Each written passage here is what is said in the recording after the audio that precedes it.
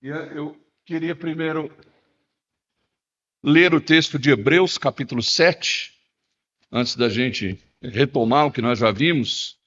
Hebreus 7, versículo 7. Talvez o texto não faça tanto sentido agora, mas ao longo desse tempo que nos é dado, nós vamos tentar conversar sobre o sentido desse texto, que diz assim: evidentemente é fora de qualquer dúvida que o inferior é abençoado pelo superior. As versões são parecidas, vamos tentar ler todos juntos, amém? Evidentemente, é fora de qualquer dúvida que o inferior é abençoado pelo superior. Eu queria que vocês pensassem sobre o ano de 2034. Como vocês vão estar no ano de 2034? Eu vou estar bem mais velho, mas muitos de vocês vão estar no auge da vida, da saúde, da instrumentalidade de Deus. Comecem a pensar sobre isso. O que vai ser a sua vida, a vida da igreja, a vida dessa família cristã em 10 anos. E, sem mais demora, né? O que é que nós vimos ao longo daquelas quintas-feiras que nós conversamos? Nós começamos pelo silêncio de Deus que acontece entre o Novo e o Velho Testamento, o momento em que os profetas se calam, o momento em que Deus não fala e todas as pessoas ficam esperando alguma coisa acontecer. Israel, a tribo de Judá e de Benjamim, volta do exílio e eles voltam decididos a nunca mais mexer com idolatria, porque o preço na Babilônia foi alto. A volta da Babilônia não foi gloriosa, foi uma volta assim simples. O Ciro assinou lá um papel e eles vieram. Não teve abertura de mar, não teve nada. Eles estavam ali porque Deus os colocou ali. E então João se levanta e começa a pregar no deserto uma coisa nova, uma imersão definitiva, ao invés dos rituais judaicos. E isso é o batismo de arrependimento para a remissão de pecados. Em seguida, Jesus é batizado por João e continua esta pregação e esta prática de batizar e começa a estabelecer as bases do reino que ele está plantando. E as bases do reino abrem uma porta muito grande para que aqueles que não são judeus e que não são descendentes de Abraão possam participar do povo de Deus. E só há uma maneira de fazer isso, e não é pela lei, é pela graça. E a graça de Jesus, a graça do Senhor é expressa em Jesus, na sua morte e ressurreição. E então, os apóstolos, 12 homens que ele escolhe, continuam essa pregação, lançando essas bases do arrependimento, a remissão dos pecados e a esperança de vida eterna. Quando eles começam a anunciar a partir do momento em que Jesus sobe e derrama o seu Espírito Santo, e o Espírito Santo agora vem até as pessoas não como um visitante, mas como um habitante. Ele não vem mais sobre ninguém, como vinha sobre Saul e saía, como ele vinha sobre Sansão, e Sansão fazia um morticínio e saía. E aí ele vinha sobre Davi, aí quando Davi pecou, ele disse, não tira o Espírito Santo de mim. Não é mais assim. A partir do Pentecostes, ele está morando dentro das pessoas. E definitivamente, ele agora passa a ser habitante de um templo. O corpo do cristão passa a ser o templo do Espírito Santo. E esse Espírito Santo sela o cristão. O cristão agora está selado até um dia definitivo, que Paulo fala que é o dia do resgate. E nessa força desse Espírito Santo, a igreja começa a crescer e a se estabelecer. E aqui nós temos a construção de uma escritura, para que essa igreja tenha a sua escritura complementada com a escritura do Velho Testamento.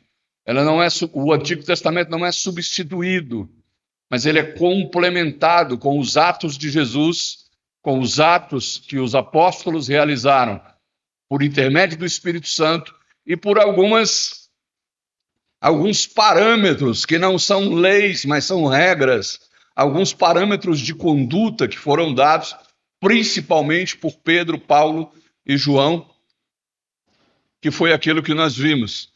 E logo no segundo século, esses parâmetros começam a ser modificados e negligenciados, e por volta do século V, o papado passa a ditar as novas normas da igreja, e então a humanidade passa por 1000 anos, um tempo que é chamado de Era das Trevas, e então acontece a reforma. A reforma protestante volta a igreja cristã aos parâmetros bíblicos, aonde só a fé, só a graça, só as escrituras, só a soberania de Deus é quem tem autoridade sobre a igreja para conduzi-la. Nós conversamos sobre isso e eu coloquei aqui algumas coisas que eu falei, né, ao longo dos nossos estudos sobre o que não é a igreja, né? Então, essas são as coisas que a igreja não é.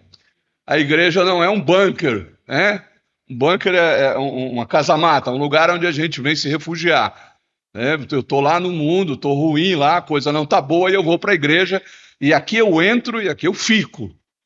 Né? Os meus familiares, você está indo para onde? Estou indo para a igreja.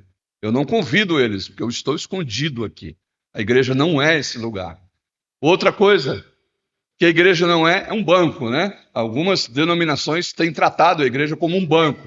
Se você está precisando de dinheiro, você tem que fazer um investimento de fé no envelope, comprando um lenço ou comprando uma garrafa de água, e Deus então vai te retornar isso, né, como uma aplicação celestial que você faz, e a taxa é boa, às vezes chega a 100 vezes mais. A igreja não é um banco. Outra coisa que a igreja não é um ambiente de psicoterapia. Eu escuto lá na minha cidade, uma cidade pequena, ao redor de Uberlândia, 20 mil habitantes, as pessoas dizem: eu estou precisando ir para a igreja. Eu estou muito assim, eu estou andando deprimido, eu estou precisando ir. Faz tempo que eu não vou para a igreja. Então, isso não é a igreja não serve para isso. Inclusive, tem a medicina para isso, né? E tem profissionais, tem recursos. A igreja auxilia nisso? Auxilia. Eu tive um professor que disse que não há nada que um psicólogo possa fazer, que um pastor não possa fazer melhor. Porque, às vezes, o psicólogo não te dá a palavra. E um pastor pode fazer isso. O psicólogo recebe para trabalhar, o pastor faz isso com amor. Né? Mas não é o caso de se substituir, de dizer: não, eu não estou ficando doido, não vou para psicólogo, vou para a igreja. Não, a igreja não é esse local.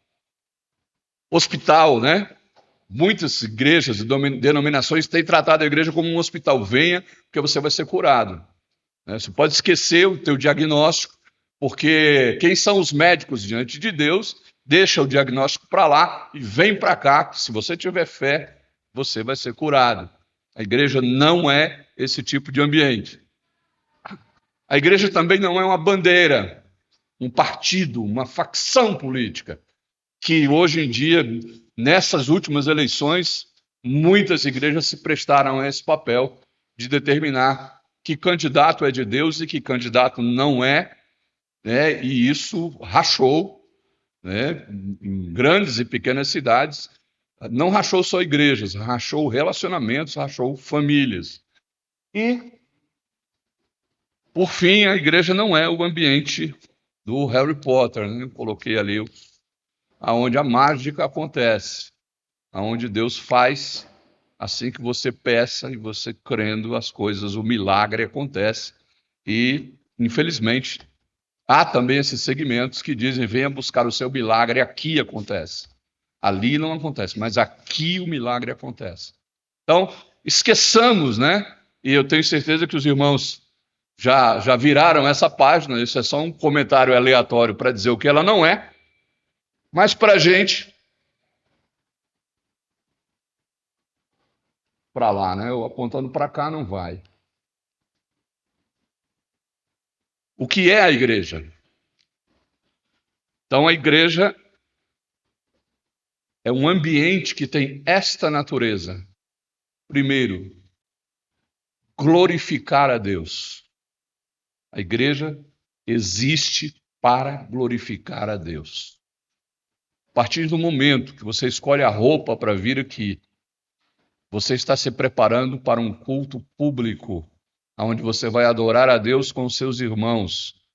E você já está fazendo tudo para glorificar a Deus em família.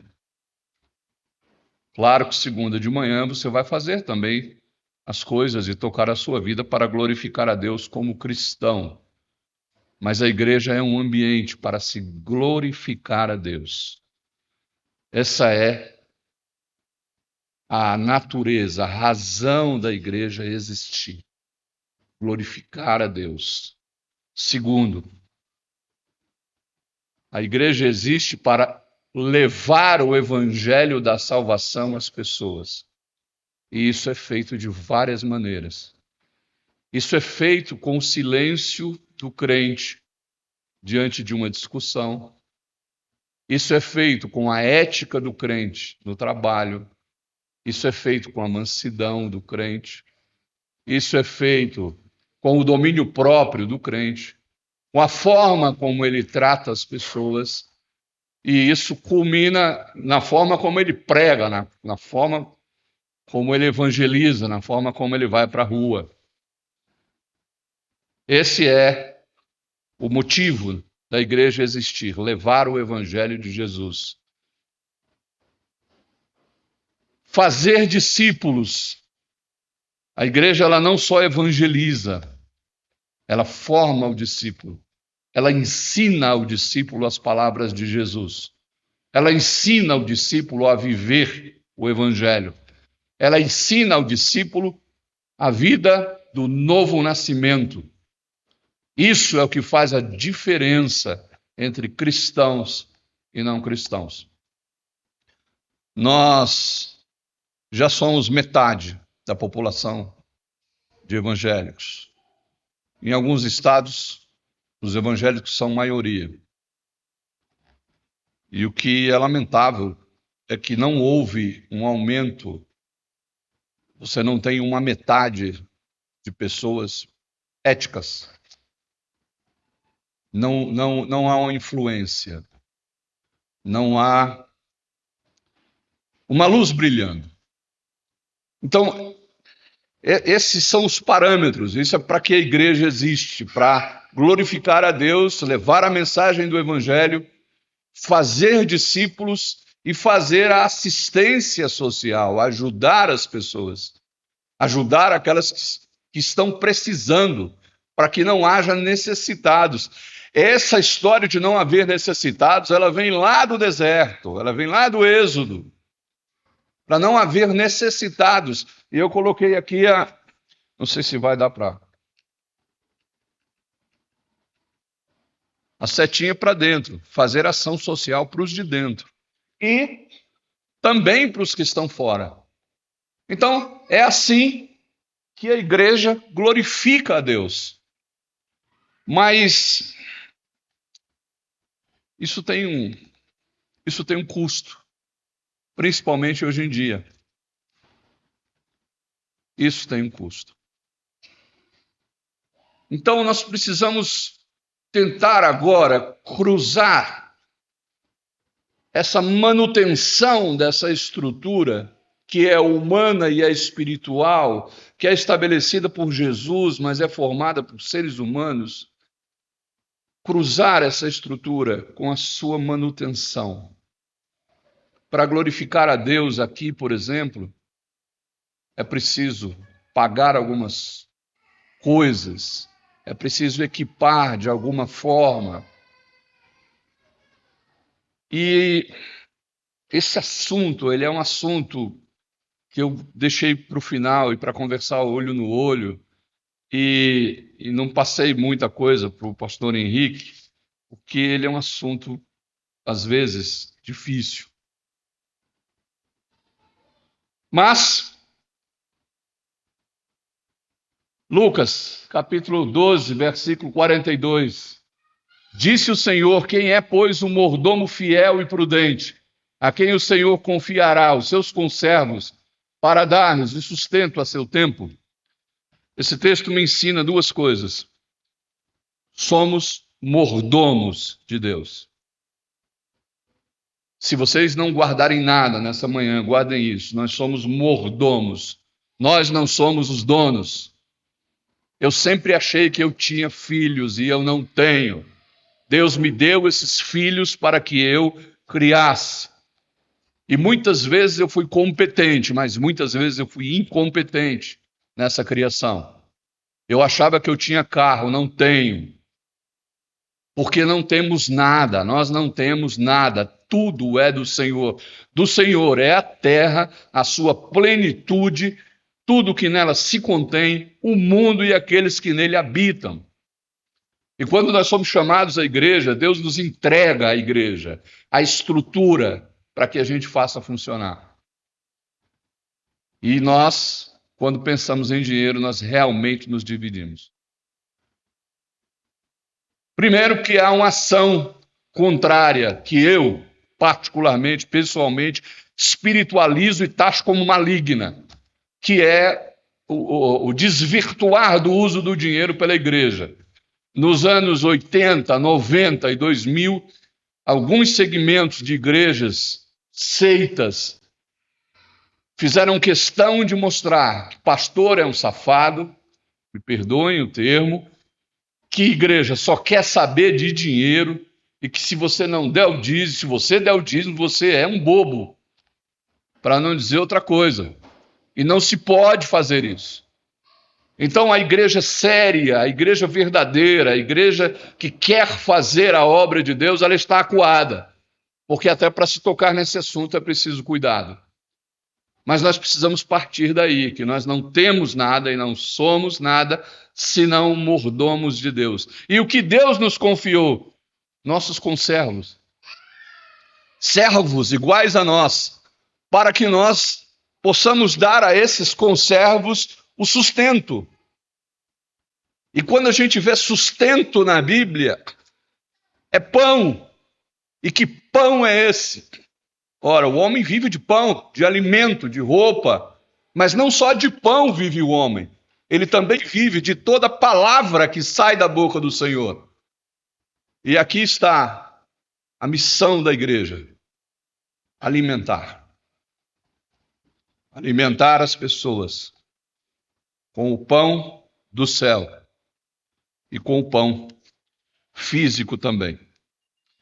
Então, rapidamente, eu quero conversar um pouco com os irmãos sobre os recursos financeiros do Antigo Testamento. E os recursos financeiros do Antigo Testamento começam com uma fração estabelecida por Deus. Ele disse: olha, de tudo que vocês tiverem, vocês vão trazer o dízimo. E no Antigo Testamento, não sei se eu coloquei o nome do... Coloquei. Quando começou essa prática de pegar uma parte do que se tem e se devolver para Deus. E por que aconteceu? Começou com Abraão. Abraão entrou numa guerra de 4 reis contra 5 para resgatar o seu sobrinho Ló, e com os inimigos abatidos, ele pegou aquilo que os inimigos tinham de valor, de bronze, de prata, de ouro, vestimentas, e do nada, não sei de onde apareceu, porque esse cidadão não tinha genealogia, esse cidadão não tinha histórico nenhum, sabemos só que o nome dele é rei de paz, Melquisedeque, aparece do nada e Abraão chega para Melquisedeque e Não porque Melquisedeque cobrou ou disse que você tem que ser dizimista, mas porque ele estava grato, ele estava agradecido pelo que ele tinha conquistado. Abraão, então, entregou a Melquisedeque o dízimo. E Melquisedeque, e agora aquele texto vai começar a fazer sentido, abençoou Abraão. Melquisedeque era maior do que Abraão, porque Melquisedeque era um sacerdote estabelecido por Deus para fazer aquele ritual. E é curioso, porque aquele ritual não morreu carneiro. O holocausto vem desde Abel, mas naquele ritual teve pão e teve vinho. E Abraão entregou o dízimo. E Melquisedeque disse: bendito seja o Deus Altíssimo, que entregou teus adversários nas tuas mãos. E Abraão lhe entregou o dízimo. Isso passou, não para Israel ainda, mas passou para a família dos patriarcas. E o próximo que você vai ver, e aqui precisamos de muito cuidado, é Jacó. Muitas igrejas ensinam a gente a fazer o voto de Jacó, né? Mas preste atenção, Jacó é um enganador, é um suplantador, é um cara que não depende de Deus para resolver as coisas. Ele dá o jeitinho dele. E quando ele está fugindo de Esaú, ele tem um sonho, e esse sonho é uma escada, descendo anjos e subindo anjos, e ele diz: Deus está nesse lugar, então eu vou aproveitar, vou fazer um acordo com ele. Senhor, se tu fores comigo, me deres o pão, me deres roupa para eu vestir, me fazer habitar seguro, e fazer com que eu volte em paz, então tu serás o meu Deus, e de tudo eu te darei o dízimo. Chorei no dia que eu fui na igreja e fizeram esse voto lá, quase eu fui na frente. Mas perceba que o Deus com quem ele está fazendo essa aliança, ele é Deus de Abraão, ele é Deus de Isaac, mas ele não é Deus de Jacó.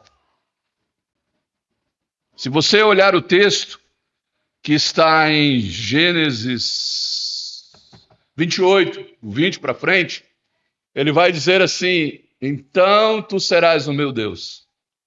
Se você me der o que eu preciso, eu te devolvo. E Deus escutou esse acordo.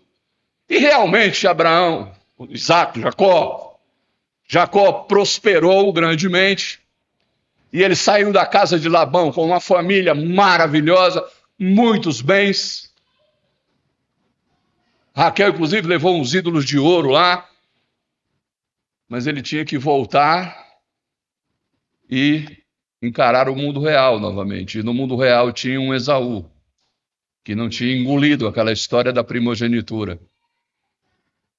E aí ele viu que aquela aliança que ele tinha feito não ia valer muita coisa. Ele abriu mão de metade da sua família para ir pelo lado direito, tentando salvar a metade que foi pelo lado esquerdo e vice-versa. E aí ele encontrou com Deus, sozinho, numa luta física, e saiu marcado, e saiu sem nada. Nada mais valia a pena se ele não fosse abençoado. E ele disse: eu só vou te deixar se for abençoado, se tu me abençoares. O que ele está dizendo? Toda essa bênção financeira, ela não vale nada se o Senhor não for comigo. E ele saiu marcado. E então se abraçou com seu irmão. E Deus, então, passou a ser Deus de Abraão, Deus de Isaac e Deus de Israel, o homem que luta com Deus e prevalece. Então, essa prática passa para a lei. Por quê? Por que essa prática passa para a lei? Porque tem que haver manutenção Manutenção de uma tribo que não trabalha porque ela é separada por Deus para ministrar, para oficiar, para ensinar a lei, para cuidar das coisas do culto. Eles têm que ser mantidos. Então o dízimo na lei, ele é usado em função dos levitas, mas ele também é usado em função do que está escrito em Deuteronômio 15:11. Se você puder abrir em Deuteronômio 15:11, você vai entender o que eu estou falando. Diz assim, Deuteronômio 15:11: pois nunca deixará de haver pobres na terra. Por isso eu te ordeno, livremente abrirás a mão para o teu irmão, para o necessitado, para o pobre na tua terra. Sim, Deus fez os ricos para abençoar os pobres e os pobres para serem abençoados pelos ricos. Ele não nivelou. E então, o dízimo passa a ser uma instituição.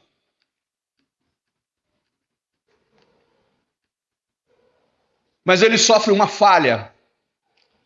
E essa falha é que começa a falar conosco. É quando Deus reclama.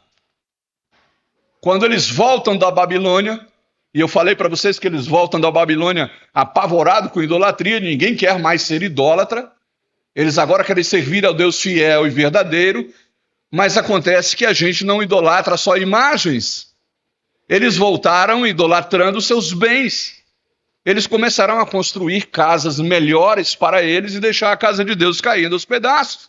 E Deus reclama. É tempo de vocês habitarem em casas apaineladas, bonitas, e a minha casa está assim.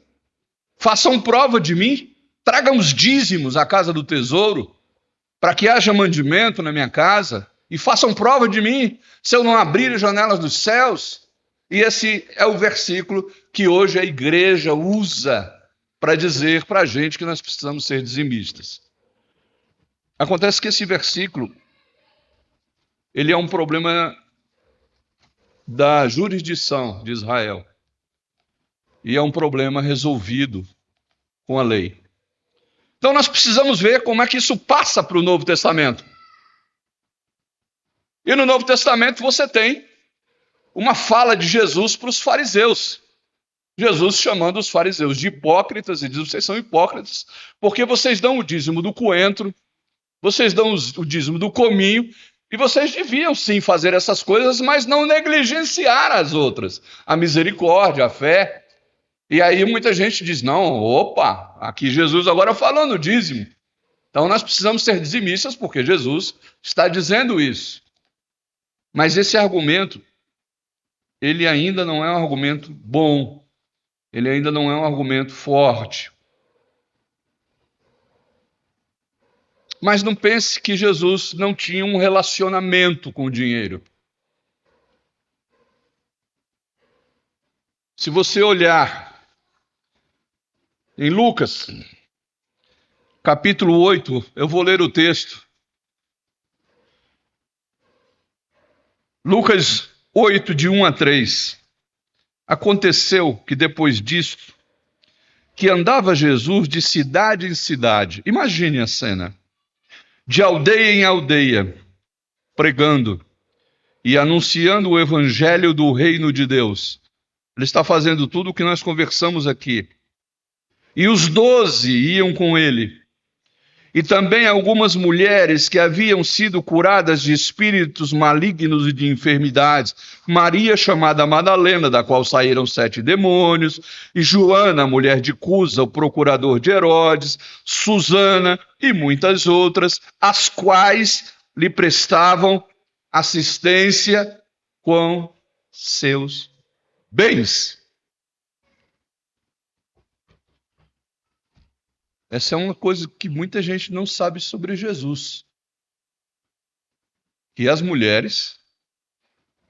Pense no contexto todo que a gente conversou do judaísmo. Da mulher ser uma propriedade do homem. E agora você vê essas mulheres libertas. Algumas possuídas por espíritos imundos e libertas. Mantendo o ministério de Jesus. E aqui não é dízimo. Aqui talvez seja um dos primeiros investimentos missionários da história da igreja. E Jesus tem a mesma mentalidade da lei sobre os pobres. Quando uma mulher quebra um vaso lá de perfume e joga nos pés de Jesus, e alguém diz assim: ah, isso era bom ter vendido e dado aos pobres. Jesus diz: os pobres vocês sempre vão ter com vocês. Eu nem sempre.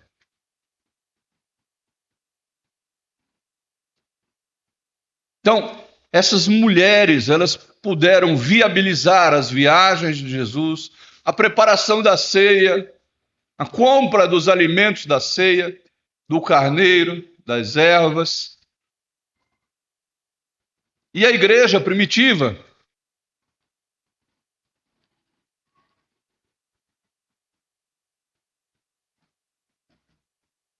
simplesmente continuou o que o Velho Testamento fazia. O dízimo para eles era um conceito que ninguém discutia. Essa discussão que nós fazemos hoje, eles não faziam. O dízimo era o dízimo e eles continuaram nessa prática, mas eles focaram na oferta. Porque eles entenderam que a oferta era algo importante. Eles entenderam que a oferta, às vezes, podia ser até superior ao que eles podiam, porque eles mesmos eram de Deus.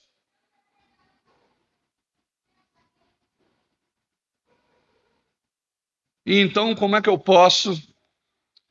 que uma igreja pode hoje dizer: nós precisamos ter um relacionamento com Deus, com dízimos e ofertas? A ordem de Melquisedeque. O autor de Hebreus, quando ele escreve aos Hebreus, ele diz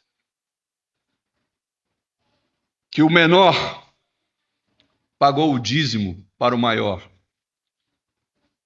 E que nós não podemos ser dizimistas, porque nós não somos de Israel. E nós não estamos debaixo do sacerdócio levítico. Mas nós podemos ter um relacionamento com Deus, devolvendo a Ele uma parte do que Ele nos dá, porque o maior abençoa o menor. E o nosso sacerdote é o sumo sacerdote. Ele é de Judá, ele não é de Levi. Mas ele é de uma ordem, a ordem de Melquisedeque, que é escolhida por Deus e que não estabelece genealogia e nem princípio de dias. É por isso que as igrejas reformadas, e é por causa desse texto de Hebreus, que elas convidam, elas não obrigam e elas não impõem uma lei, mas elas convidam a igreja a um relacionamento integral com Deus. Também devolvendo a Ele uma parte do que Ele nos dá. E quando a igreja começa a se institucionalizar, quando ela começa a se organizar como estrutura, é a partir de um problema. Qual é o problema? É que no cuidado com os pobres, as viúvas dos judeus estavam sendo privilegiadas e as viúvas dos helenistas preteridas. Então há um pequeno problema para os apóstolos administrarem. E os apóstolos fizeram exatamente o que vocês acabaram de fazer nessa igreja, segundo eu vi nas redes sociais. Escolheram homens e encarregaram esses homens para o cuidado da distribuição das mesas. E os apóstolos disseram: nós vamos nos dedicar à palavra. E aí a igreja passou a ter uma hierarquia entre pastores, ou bispos, ou presbíteros. As três têm o mesmo sentido. Os diáconos, que cuidam da parte prática, da logística. e o corpo. E houve a primeira organização desse corpo. Logo em seguida você já vê a igreja de Antioquia. E você já vê Paulo dentro da igreja de Antioquia. E você vê, 12 anos depois da conversão de Paulo, Barnabé indo buscá-lo. E você vê Paulo como um dos pastores e mestres, junto com Barnabé da igreja. E o Espírito Santo disse: separai-me agora Barnabé e Saulo para a obra a que eu tenho chamado. E então eles fizeram a primeira viagem missionária. Essa primeira viagem missionária foi custeada pelos dízimos e ofertas de Antioquia. Os dízimos e ofertas de Antioquia viabilizaram uma viagem missionária que plantou dezenas de igrejas em dezenas de localidades. E eles voltaram e prestaram contas do que havia acontecido. Claro, tecnicamente falando, e agora eu não vou espiritualizar nada, eles voltaram e prestaram contas. O que vocês investiram teve esse retorno nas igrejas da Galácia, na Bitínia, no Ponto. E então a igreja de Antioquia, animada, mandou os dois numa segunda viagem. Tá? Tiveram ajustes por causa do problema de Barnabé, Saulo e João Marcos. Mas aconteceu um problema na segunda viagem. Quando Paulo decidiu ir para as igrejas da Galácia, o Espírito de Jesus não permitiu. Não vai não. E ele foi dormir sem saber para onde ia. E nesse sono ele sonhou com um homem da Macedônia dizendo: passa para a Macedônia. Quer dizer, venha para a Europa e nos ajude. E Saulo então entendeu que a igreja de Antioquia não podia mais bancar a viagem, até pela estrutura, pela distância, a partir desse ponto. E Paulo então foi ser autóctone, foi fazer tendas e plantou igrejas em Filipos, plantou igreja em Corinto, em Atenas, Bereia. E quando ele estava com essas igrejas plantadas na sua primeira prisão, essas igrejas já mantinham o aluguel de Paulo em Roma, já mantinham o sustento de Paulo em Roma. E então Paulo, enquanto está preso numa prisão domiciliar, sustentado por essas igrejas, ele dá as regras que eu falei no começo. Ele escreve aos Coríntios, no capítulo 9, na primeira carta, versículo 14: os que pregam o evangelho, vivam do evangelho.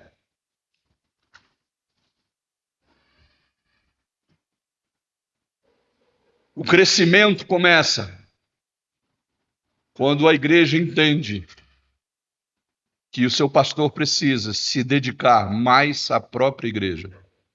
E para isso ele tem que parar de fazer algumas coisas que ele precisa fazer para colocar o pão na sua mesa.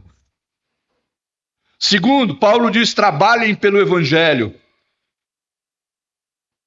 Em Tessalonicenses, na segunda carta, ele escreve: quando ainda convosco vos ordenamos isto, se alguém não quer trabalhar, também não coma.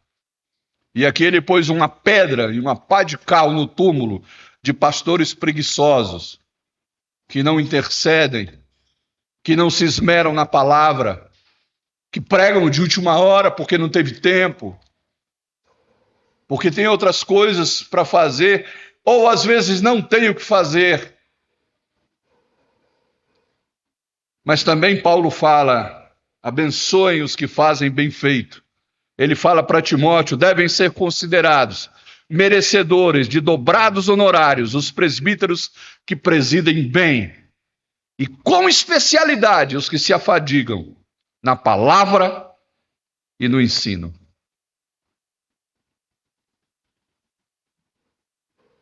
Eu quero encerrar dizendo que quando quando a igreja volta para os trilhos, o dízimo entra junto com as ofertas.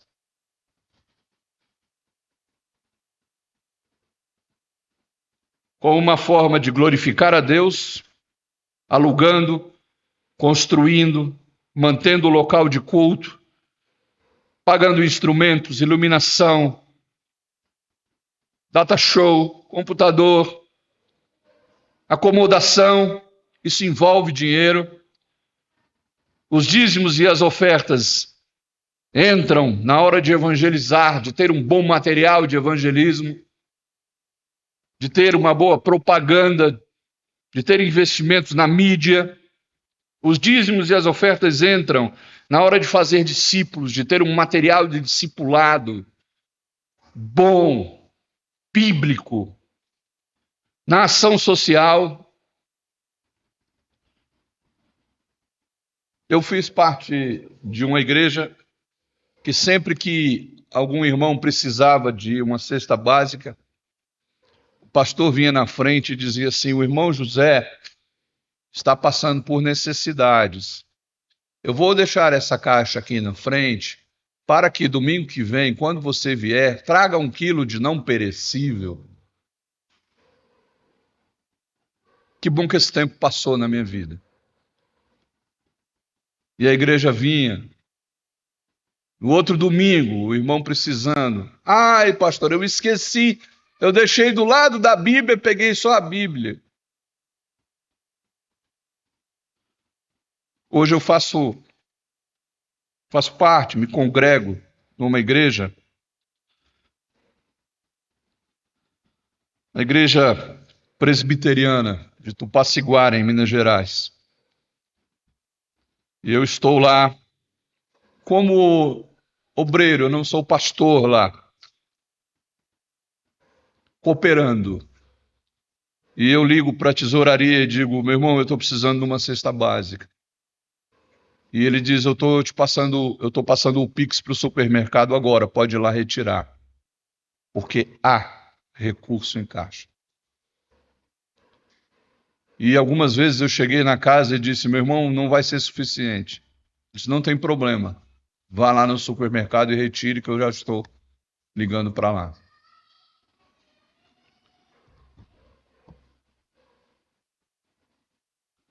Isso é melhor.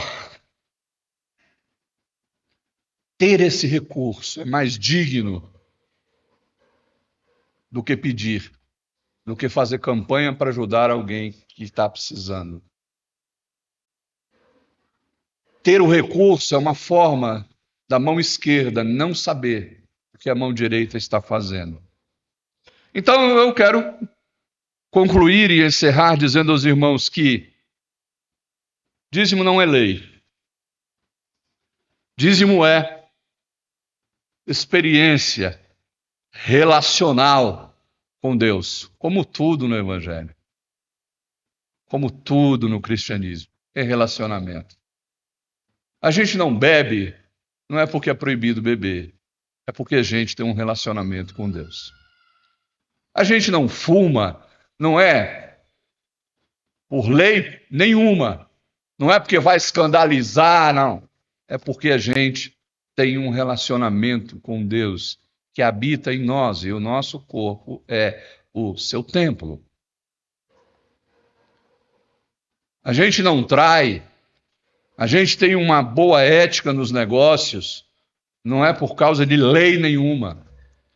Mas tem lei para isso. As leis, se você for procurar, a lei é bastante completa no Velho Testamento. Se você for procurar, há leis até para você não cobrar juro do seu irmão, ou cobrar e perdoar em determinado tempo o juro. Tem lei para tudo. Mas a lei aponta para os nossos erros. A lei não resolve o nosso problema interior, que é resolvido pela graça de Jesus. Dízimo e oferta é experiência de relacionamento. Faz quem quer e experimenta quem quer. E vai acontecer, eu podia dizer para vocês, experimentem, porque vocês vão ser abençoados certamente. Eu não tenho essa coragem, porque eu conheço dizimistas que vivem apertados, e eu conheço dizimistas infiéis que vivem muito bem, obrigado, e conheço gente que não dá dízimo de jeito nenhum, e tá melhor do que quem é fiel. Eu não posso falar essas coisas por Deus, porque é relacionamento. E o nosso relacionamento com Deus na nossa nova vida, ele é completo. Ele vai desde a roupa que a gente veste, a forma como tratamos a esposa, os filhos, as palavras que saem da nossa boca, os nossos pensamentos e a administração dos recursos que são de Deus e que Ele nos dá para viver. E a forma como nós transitamos no mundo com esses recursos e na igreja, no corpo de Cristo. Tem no Novo Testamento pessoas que, eu não sei se elas eram dizimistas, mas elas ofertavam acima de suas posses, porque elas entenderam que elas não eram delas mesmas. Também não estou conclamando ninguém a dizer oferte mais do que o que você pode. Não. Mas uma igreja que tem dízimos e ofertas, ela tem liberdade de planejamento. Ela pode se dar ao luxo de elaborar um orçamento para o ano seguinte e de ter um valor para gastar com evangelismo, com ação social, com crescimento, com expansão, com plantação de igrejas. E nós vamos precisar plantar igrejas. E uma igreja que planeja, ela dá aos irmãos a liberdade de fiscalizar e de dizer: pastor, onde o senhor colocou esse recurso aqui que a gente não viu? Por que se gastou tanto com isso e não se gastou com aquilo? Sempre com o cuidado de não fazer como o primeiro tesoureiro. Lembra do primeiro tesoureiro? O que tinha a bolsa, que reclamava, dizia: por que não vendeu esse vaso de alabastro aí e não deu aos pobres?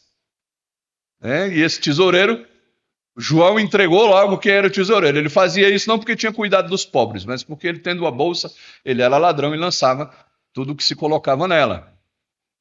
Mas uma fiscalização ordenada no espírito cristão é necessário, é preciso, para que a gente volte a moralizar financeiramente a igreja novamente. Para que não olhem mais para nós e digam: crente, se você é pastor, você é rico e é ladrão. Se você não é pastor, você é trouxa. O pastor está levando seu dinheiro. E a gente poder entender o que estamos fazendo com recursos que não são nossos, são de Deus. Uma igreja que tem lastro de ofertas e dízimos, ela experimenta a alegria de crescer. Por isso que eu coloquei lá no começo a jornada do crescimento. O maior abençoa o menor. Porque só há um caminho daqui para frente, onde vocês chegaram. É crescer. Porque se os irmãos não começarem a investir no crescimento, eu digo por experiência, e aí eu vou fazer que nem Paulo. Estou dizendo eu, não o Espírito de Deus. Mas eu também penso que tenho esse Espírito de Deus. Mas a experiência me mostrou, ao longo desses anos, que quando a igreja não cresce, ela incha. Começam a aparecer pessoas que não estão aqui e precisa de mais bancos. E aí não tem para onde crescer. E aí o pastor pensa assim: não, vamos fazer 2 cultos. Vamos fazer uma noite também. E ela enche. E quando ela enche, e ela não está crescendo para fora, a tendência é começarem os conflitos internos. Você viu que o pastor pregou? Não gostei daquilo. Eu acho que ele não tá, ele estava na carne de manhã, ele devia ter desculpa. E começam essas celeumas, que se vocês vieram de outra igreja, já viram acontecer isso se vocês têm algum tempo de evangelho, isso é bem comum. Mas uma igreja que experimenta relacionamento com Deus, tenha coragem de ofertar quando se precisa, é dizimista por amor, por gratidão, pautado na gratidão de Abraão, não no rigor da lei, não na obrigatoriedade. Uma igreja que planeja, que fiscaliza e que cresce, ela vive o propósito de ser igreja. Amém? Então eu queria dizer para os irmãos que esse é um assunto que eu não gostaria de sair por aí em todos os lugares falando sobre ele. Mas que é um assunto que precisa ser pensado. E o que precisa ser pensado não é se vamos ser dizimistas ou não. É como vamos crescer a partir deste ponto que chegamos. E qual é a porta que está mais próxima? Qual é a porta que Deus já está abrindo? Porque se você olhar, vai ter. Qual é a porta que está se abrindo e como vamos fazer? E que recursos nós temos? E como é que o pastor da igreja está fazendo para organizar essa parte tão delicada? E que relacionamento eu posso ter com Deus, não fazendo o que os judeus fizeram quando voltaram da Babilônia? Me desprendendo mesmo. Porque o reino de Deus, ele tem umas coisas muito invertidas. Quem quer viver, morra. Quem quer me seguir, pegue a cruz. Quem quer ser, não seja. Quem quer, não queira. Quem precisa de sustento, busque o reino. E essas coisas são acrescentadas. O meu desejo é que vocês tenham essa experiência e que vocês cresçam. E aqui eu estou falando de crescimento em número. E que esses recursos que os irmãos vão investir viabilizem um material, uma teologia que glorifique a Deus, que é a função da igreja. Amém? Vamos fechar os nossos olhos. Não sei, pastor Henrique, é isso, né? Pai querido, muito obrigado pela tua palavra. Eu quero pedir ao Senhor que retire tanto dos ouvidos como do coração dos meus irmãos tudo aquilo que o teu Espírito não prova ou não falou na sua palavra. Mas aquilo que o teu Espírito concorda, que haja testificação no nosso coração. Abençoa esta igreja, Pai. Senhor, não permita que ela caia nas ciladas do inchaço, mas que ela viva a experiência do crescimento para a tua glória. Abençoa o pastor Henrique, os diáconos, os irmãos, as famílias que estão chegando. Senhor, levanta conselheiros, jovens com grandes projetos, homens de mais idade com a sua sabedoria. Abençoa cada vida aqui presente. Abençoa as crianças, as que chegaram, as que estão chegando. E que tudo o que seja feito daqui para frente seja feito para a tua honra e para a tua glória, como já tem sido feito, Senhor. Eu te agradeço e te louvo, pedindo perdão dos nossos pecados, em nome de Jesus. Amém.